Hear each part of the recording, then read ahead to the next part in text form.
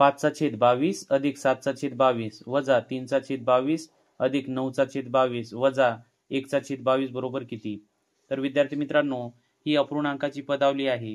ही पदावली सोडवण्यासाठी सुरुवातीला आपण जो धन अपूर्णांक आहे ते आपण जवळजवळ करून घेऊया.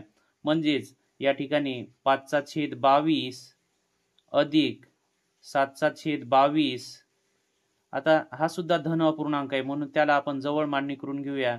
9/22 आणि राहिलेले आता ऋण अपूर्णांक त्याच्या पुढे लिहूयात. 3/22 वजा 1/22.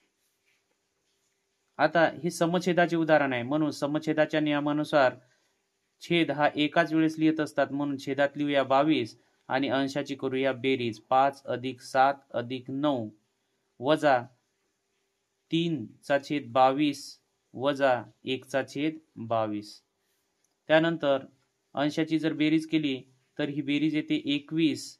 21/22 वजा 3/22 वजा 1/22.